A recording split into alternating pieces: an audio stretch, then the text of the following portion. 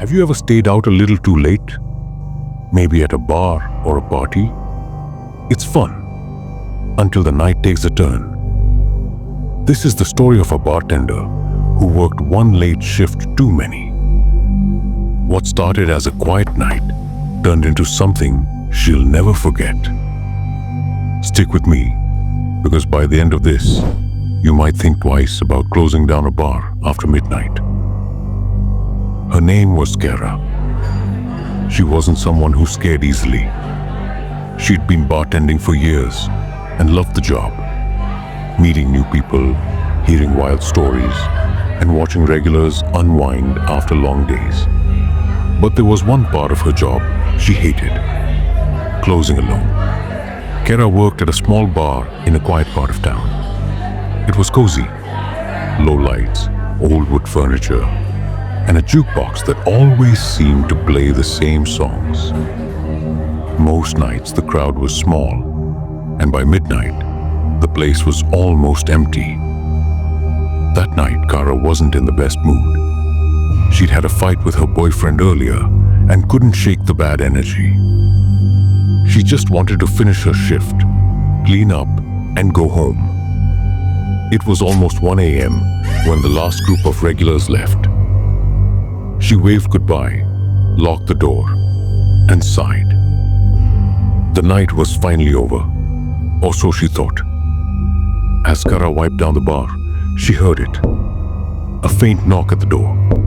She froze, staring at the entrance. The bar was closed, and the lights were dimmed. Who would be knocking this late? At first, she thought it was one of the regulars who had forgotten something.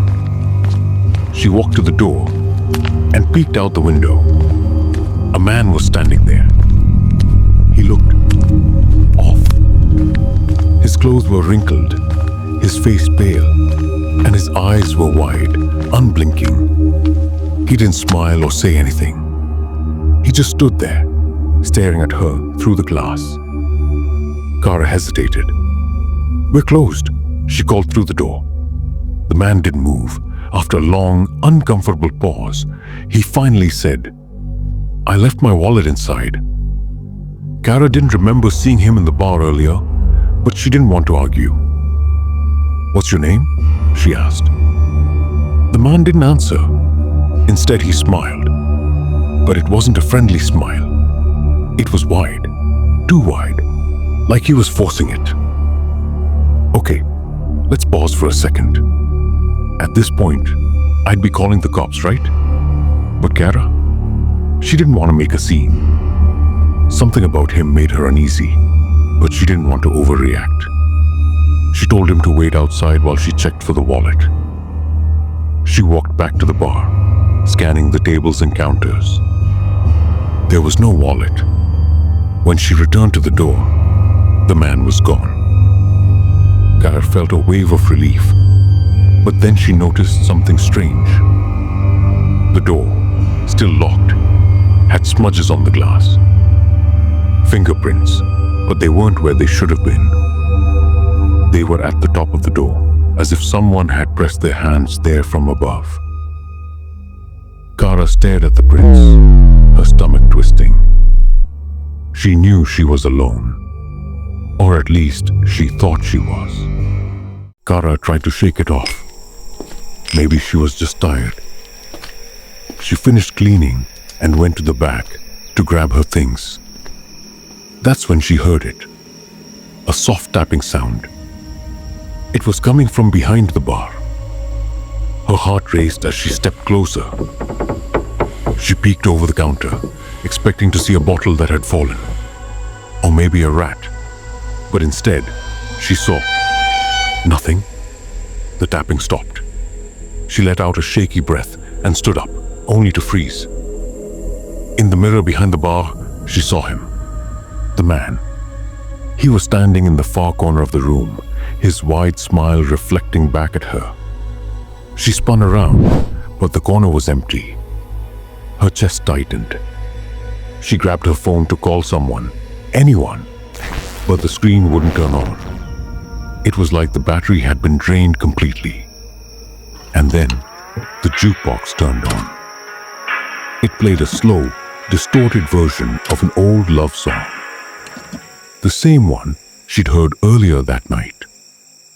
She backed toward the door, her hands trembling as she fumbled with the keys. But as she reached for the lock, the lights flickered and went out. In the dark, she heard footsteps. Slow, deliberate footsteps getting closer.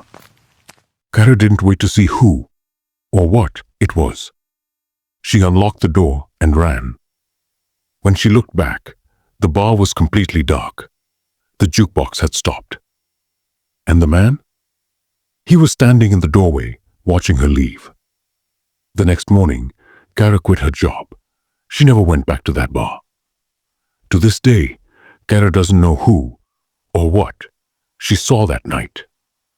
The bar is still open, but employees say strange things happen during closing shifts. Doors lock themselves. The jukebox plays songs no one picked. And sometimes they hear footsteps when the bar is empty. So let me ask you, would you ever work alone at a bar after midnight? Have you ever walked into a place and immediately felt like you didn't belong? This is about a man who made the mistake of stopping at a bar that wasn't supposed to exist. Stick around, because by the end, you'll understand why some places are better left behind. It was a snowy night in Colorado. Tom was driving home after visiting family, his car slicing through the snow-covered highway. He'd been on the road for hours and still had 3 more to go. Tired, hungry, and freezing, he started looking for somewhere to stop. That's when he saw it. A small wooden bar sat just off the road, its neon sign glowing faintly. There was no other building in sight, but Tom didn't care. He pulled into the lot, grateful for the chance to warm up. Inside, it was quiet. Too quiet. The place looked old, like it hadn't been renovated in decades. The wooden floor creaked under his boots, and the air smelled faintly of mildew. The bartender, a tall man with a pale face and a worn-out apron, greeted him with a nod but said nothing. Tom sat down at the bar, ordered a beer, and tried to relax. But something about the place felt wrong. He couldn't put his finger on it. Maybe it was the way the other patrons, 3 men sitting at a corner table, kept glancing at him. Or maybe it was the bartender's eyes, which seemed just a little too hollow. Tom finished his drink quickly and stood up to leave. That's when the bartender spoke for the first time. "You're leaving already?" His voice was low, almost a whisper. Tom nodded, forcing a smile. "Yeah, long drive ahead." The bartender stared at him for a long moment before saying, "Be careful out there. This road isn't kind to people at night." Tom laughed nervously, paid his bill, and headed for the door. But as he reached for the handle, he froze. The men in the corner had gone silent, their eyes fixed on him. The bartender's reflection stared at him from the glass door. But something was wrong. In the reflection, his face was smiling. A wide, twisted grin that didn't match his expression in real life. Tom stumbled outside, the cold air hitting him like a slap. He ran to his car and started the engine, desperate to leave. But as his headlights swept across the lot, he saw something that made his blood run cold. The neon sign. It wasn't lit anymore. The bar looked completely dark, like it had been abandoned for years. Tom didn't wait to figure out what was happening. He sped out of the parking lot, the tires skidding on the icy road. But as he drove, something felt off. The highway didn't look right. The trees were thicker, closer to the road, and the snow seemed darker, almost gray. He glanced in his rearview mirror and froze. The bartender was standing in the middle of the road, far behind him. But his eyes, glowing pale white, were locked on Tom's car.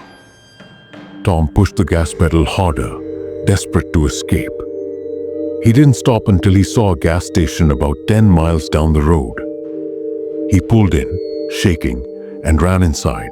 The clerk stared at him. "You okay, man? You look like you've seen a ghost." Tom hesitated, then asked, "That bar back up the road, how long's it been there?" The clerk frowned. "What bar?" Tom described the place, but the clerk shook his head. "There's no bar around here. Hasn't been for decades." Tom didn't say another word. He got back in his car and drove away. To this day, he doesn't know what he saw that night, but he never drove that highway again. Some people say Tom must have been tired. Others believe he stopped at something, not of this world. But here's the strange part. A few truckers have told the same story about a bar that appears on snowy nights, then vanishes by morning. So let me ask you, if you saw a place that shouldn't exist, would you stop? Or would you keep driving? Have you ever been somewhere that wasn't meant for you? Not a place you didn't like. A place that didn't want you there. Jared was just looking for a drink after a long shift. But when he found a strange little bar deep in the woods, he realized he wasn't supposed to be there. And by the time he tried to leave, the bar wouldn't let him. Jared was a truck driver. He spent most nights on the road, stopping at random bars in small towns. One night, his GPS glitched, taking him down a narrow road through the woods. There was nothing for miles. Then out of nowhere, he saw it. A bar. It was old, run down, but open. A neon sign buzzed weakly. The Hollow Oak. He'd driven this route dozens of times and never seen it before. But he was tired, so he pulled in. Inside, the place felt wrong. It was dimly lit. The air smelled like damp wood. And there was only one other customer. A man sitting at the far end of the bar, hunched over his drink. The bartender, a tall, thin man with deep-set eyes, greeted him. "First time here?" Jared nodded. "Yeah. I don't even know how I found this place." The bartender chuckled. "Not many do." Jared ordered a drink, but when he took a sip, it was warm, stale, like it had been sitting out for hours. He set it down, glancing at the only other customer. The man hadn't moved, hadn't taken a sip of his drink. He just stared down at the counter, his hands gripping the glass too tightly. Jared tried to ignore it, but something felt off. Then, the jukebox crackled to life. A slow, distorted song played, something old, the kind of music you'd hear on a record player. Jared turned to the bartender. "Hey man, I think I'm gonna head out." The bartender just smiled. "Are you sure? You only just got here." Jared felt his stomach tighten. The other man at the bar slowly turned his head. That's when Jared saw his face. Or rather, his lack of one. The man's face was smooth. No eyes, no mouth, just skin. Jared shot to his feet. "What the hell is this place?" The bartender sighed. "You shouldn't have come here." Jared ran for the door, but the moment he touched the handle, everything went dark. The music stopped. The lights flickered, and in the silence, he heard breathing. Deep, heavy breathing, right behind him. He spun around. The faceless man was inches away. Jared shoved past him, fumbling with the lock. The bartender just stood there, shaking his head. Jared yanked the door open and ran. As soon as he hit the parking lot, the bar went silent. No music, no neon sign. When he turned back, the bar was gone. The next day, Jared checked his GPS. There was no record of the detour, no sign of a bar called the Hollow Oak. But late at night, when he's on the road, sometimes he sees it again. That same neon sign flickering in the distance. And he keeps driving, because now he knows better. If you saw a bar appear out of nowhere, would you stop for a drink?